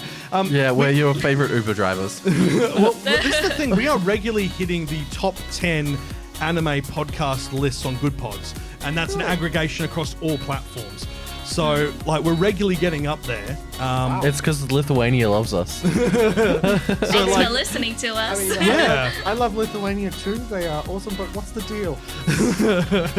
Lithuania, tell us what's up in the comments. Yeah. Well, look, help us get there. We want to grow a little bit. We have been a bit all over the place. We're back in a good spot now, and we're able to do more things again, which is good. I'm alive this time. It's You are. great. Well, I'm on ADD medication, so that helps a lot. I have so much video to edit. I couldn't tell. Look, it's not going to change Carl from being a goofy goofball, but it will what do they call it? Directed chaos? Yeah. So Maybe it we works. just need an episode where each one of us tries ADHD medication just to see what happens. No, I don't. I don't think so, no. One, that's illegal, and 2, I can't. Now, if you would like to support us, there's pre-show content on the Patreon. This episode was a 50-minute pre-show. We talked a lot of junk. Because we were waiting for Aaron. Yeah, but Aaron had to go see House. House Yeah, and Was the it guy, a good house? yeah, but Then the that's guy okay was then. very late. Yeah. He was like 40 minutes late. Yeah, and I was waiting in the rain. Oh, man. Oh no. Yeah. Look, it's great. Commitment to the bit. Yeah, well, look, Get a hot drink in there. Already have. that's what we're going to do after the show. We're getting hot coffee. Tifa, get hot coffee. I know it's going to be cold on your end and you've got events to do. But yeah, look, membership start from $1 a month. You can get major show updates, bonus episodes as well, like the one I mentioned earlier that we're going to do, and I've now forgotten. Turkey? Sonic episodes. Sonic OVA Sonic, episodes. that's what we're going to do next episode. No, not next episode. Oh. We need Terry for As it. an We extra. cannot do a Sonic episode without Terry. He will kill us. I mean, he wouldn't could kill us, but try. he'd threaten us. Yeah. He's too nice to kill us. He's a Marine. He's got a Marine. the... It would make Terry sad, and that would suck. So we're not doing Sonic next episode, but there will be a bonus Sonic episode on the Patreon at some point in the near future, once we line that up. But we've got the next episode is in a week, so we'll figure something out quick, probably this afternoon. Because yeah, obviously this one's been delayed by a week because we were all sick, but we need to keep the same schedule so it works for everyone's schedule. So yeah. Yeah. Anyway, that's the thing. We're on socials and stuff like that. I don't want to backload all this data. You already know. Watch some anime. Yeah. Yes. Well, it's talking about jumping the gun. Anyway. It can't exist to be jumped. Thank you so much for joining us. You've been listening to Kawaii-Fi Radio. Until next time, Watch some anime. What?